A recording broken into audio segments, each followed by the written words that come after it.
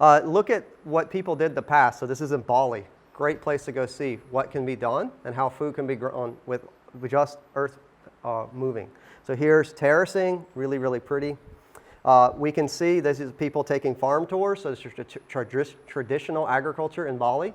And what's really interesting is a lot of the things that we may talk about and see, a lot of traditional people do these things, whether it's in Indonesia or Thailand or China or India or Africa.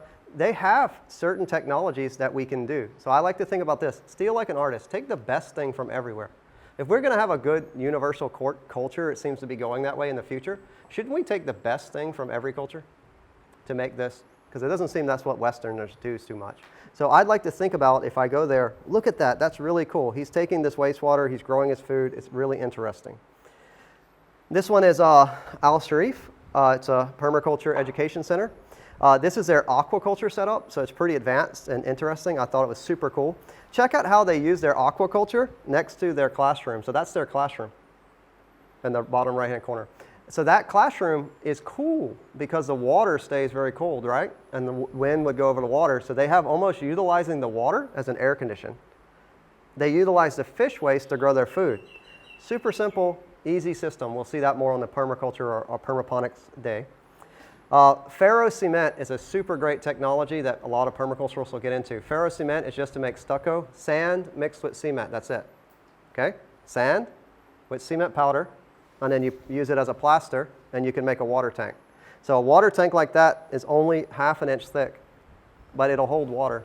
So lots of great YouTube videos, or go take a natural building course. We show it on ours. But so learn ferro cement, and you can then hold water. So very inexpensive, easy to do, practical solution to water catchment if you can't buy PVC tanks. And let's look at history. If we go back and really look at where a lot of water things came from, look at the Chinampa systems in Mexico. Look how advanced they were, where they took an edge of a pond and they dug it in and they brought the water in and they watered the garden from the bottom up. They don't pour water on their garden. They take the groundwater and water it bottom up, which is called wicking. If I take my shirt and I stick it on this table, and there was a thing of water, right? Would it suck the water up the shirt? Same thing happens with soils. So the height that it pulls the water up is the wick, right? That's called capillary action. It's pulled up through static electricity friction. So once we do that, they are able, and this is from the designer's manual. So this is actually an infographic out of the designer's manual representing that Bill is saying, hey, wow, look at this ancient system. And what if we were to play with it and design, say, new systems around this ancient technology of capillary action or wicking? It's a big principle that when we do our permaponics, we utilize this concept a lot. Now, what about water conservation or composting toilets, right? Anybody? Composting toilets aren't about water. We actually don't use water, right? But where do they fit in permaculture? I like to think they fit in this water day because they help me to conserve water. If you don't have enough drinking water and you're having to make a decision about drinking water because you're thirsty or flushing a toilet, this is pretty dumb, right? So in the conditions when we don't have enough water, a composting toilet is a really valid solution. But if we have enough water, then that water, if we have a reed bed we'll see next, is not wasted. But if we take our water and flush it down a toilet and it goes out into the sewer to the ocean, it's wasted, right? So the issue here is about conservation and or capture.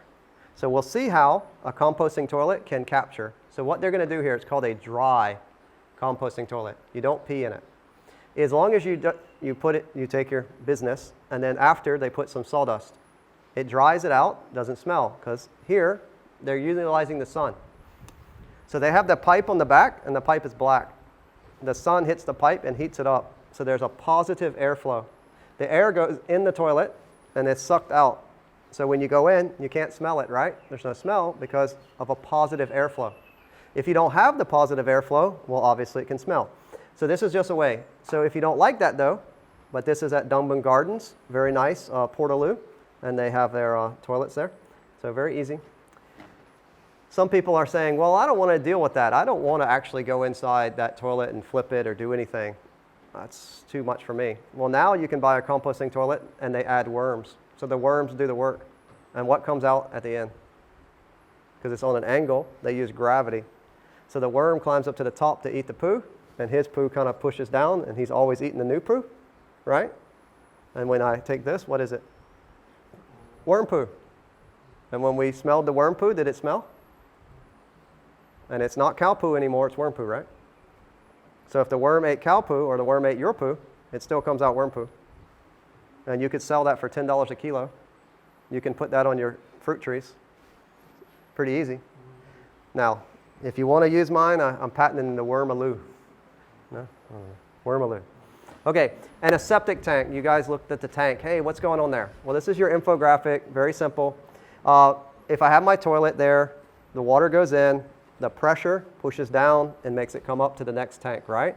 So the heights of the thing, so inflow, sludge, over, and it comes out as clean water.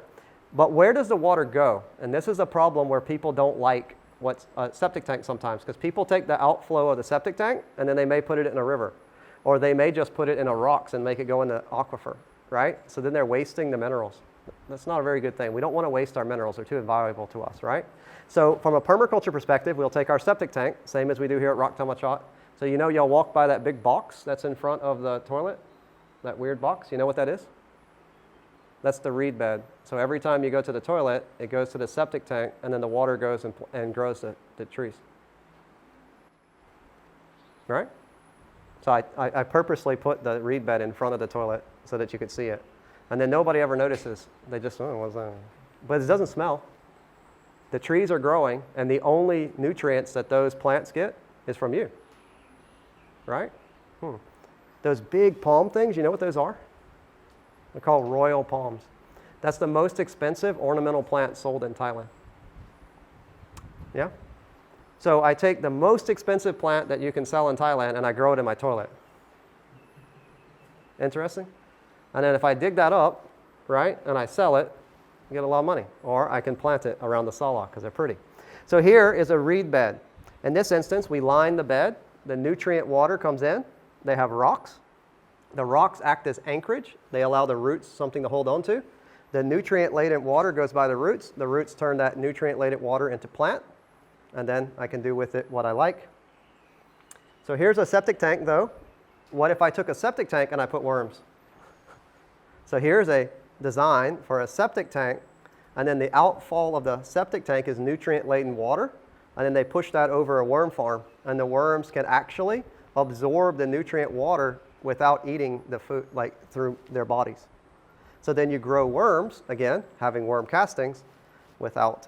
So whether it's a composting toilet utilizing worms and or a septic tank utilizing worms. And the interesting thing is you never touch them. Once you build it, 30 years, since we've been here, and we've now had 6 years, lots of courses, people every day, not one time have I ever opened a septic tank. It's a living machine. As long as it gets food, it just does its job, right? As long as we don't put chemicals down the toilet, it does its job, right? It consumes it, it gives nutrients, easy. So these are why these systems can be very simple, right, to make, and they don't break. So they're very what we call appropriate, so an appropriate technology. A banana circle, similar to what we have around our kitchen, right? So at this point, if I wash the dishes or do something, the water goes out and it flows to the circle. So how do I make a banana circle? I go and I measure 2-meter diameter. I dig the soil out 1 meter deep and I throw it into a circle and I make a raised bed. And I plant bananas or papayas or pineapples or whatever I want. And then when I wash my dishes or I wash whatever or I take a shower, the water goes into the pit. Inside of the hole, I put mulch and or compost, leaves, branches. And the water breaks that down, right? Makes the nutrients, which are taken up by the plants. But if you live in a temperate climate and you can't grow bananas, what could you grow on your circle? Maybe berries? So think about I could have a berry circle. I don't grow bananas, but I easily can make a berry circle. Berries love water. So it's a great way that I use water to water the compost pile. And the compost is inside the center of the circle, which grows to the plants, okay? So here's some people on a course making a banana circle, very simple and easy to do. So there's a sink, the water goes to the circle, grows your food, job's done. And during the rain season, are you still watering? this is a big pit, so the pit would be have enough surplus. If for some reason that you had excess water, you could make a drain to another banana circle. So you could make a cascading system of a banana circle to a banana circle to a banana circle till finally there was no excess water, no more banana circles. So you can see that. Here, think about your showers, my sinks. What can I do with them? Well, here's a really cool, at a permaculture farm, when we first started, we had nothing here. The first people on our website, I leave that picture there, because it's about the only way I can pay the people that were like pioneers. They came, they were permaculturists, they had already had their PDCs, they say well, they want to go help a place to grow up, right? So they came and they helped us to start, and we don't have a shower. So you arrive, and there's no showers. You've got to build your shower. How do you do that? Well, simple. This is just a tarp, some bamboo stakes, and you make a spiral. So you walk in, take your shower, and no one sees you, right? And you onto the ground. And what's right next to the water? A garden.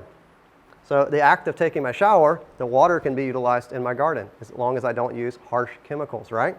And here, think about a layout or a concept. So this is a person, and he's washing his dishes, and then the pipe goes to the different areas. So each tree could get watered.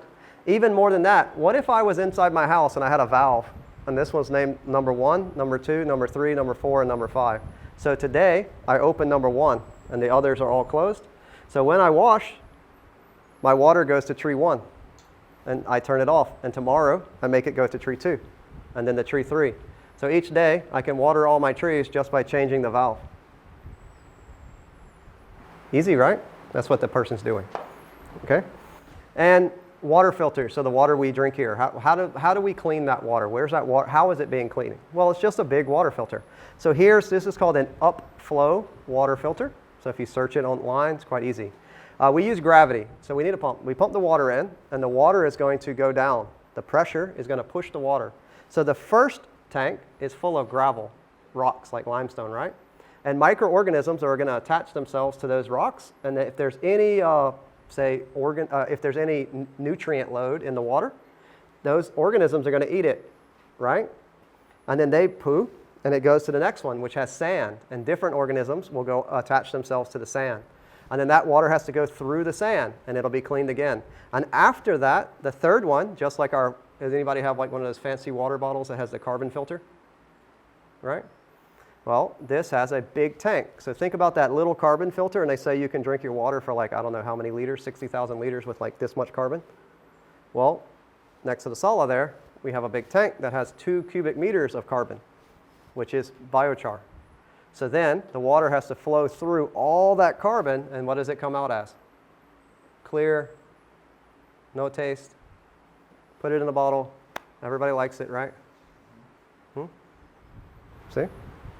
Because when we see the other water, if we go swimming in the pond today, right? Does anybody believe they can jump off the jump there and not get one drop, 1 micron of water in their mouth? Because if the water is contaminated, only 1 micron will make you sick. Okay? And if it isn't, you don't get sick. So you can drink that water, but if I put it in a glass, it's kind of dirty, right? We call that turbid, right? But if we put it through a water filter, it comes out. No taste, no color, nice clean water. Well, that's a water filter. Or we can, which we have here, the well. So our well water comes up from the aquifer, right? Well, it's clear because it's been going through this big water filter called the earth, right? So the water went through the soil, went through all the rocks, and it comes out as clear. Same water filter that's happening here, just a smaller one. And also think about systems that could be utilized to heat your water. So now that I've stored water, would it be nice to have a hot water shower, guys? Yeah? Do you guys think, as an engineer, I don't know how to build a hot water shower for you? Why don't I build a hot water shower for you? Because a lot of you have never taken a cold shower. And I want you to experience taking a cold shower. Think about this. I have my house, right? It's a nice house. No hot water. So I don't do anything that you don't do, right? So in my house, my kids grew up. They've never had a hot water shower. Don't know any better. Throw the bucket on, good. And you know, once you get used to those kind of cold showers, it's like refreshing. I don't even know now, like when we go to a hotel sometimes, go to Bangkok, do something, I don't like to take the hot water. It's like, what the hell, put it on cold. So these are things that we start to get conditioned to things that we think we need, but maybe we don't need. But if you do want hot water, it's super simple. This is a box. They put a window, an old window on top, piece of glass over a box, right? You put a 55-gallon steel drum in it. You put a hose in and a hose out. The sun goes in. It's called a solar hill still, or a solar heater. The sun heats the box, heats the water. You have hot water. Super simple, right? So these are just really simple, or just a compost. If I have compost, here's a wheelie bin, right? So I just have my garbage can. I put compost inside. The compost gets hot. So we're going to flip that compost tomorrow, and you know what it's going to be? 70 degrees Celsius. That's hot, right? Wow. Steam is going to come off of it, right? Super hot. So if I had a coil of hose inside and the water ran through, it would come out hot, right? So my compost can make hot water for me. So as simple as that. Very simple solutions to everyday conveniences. If you like hot water, no problem.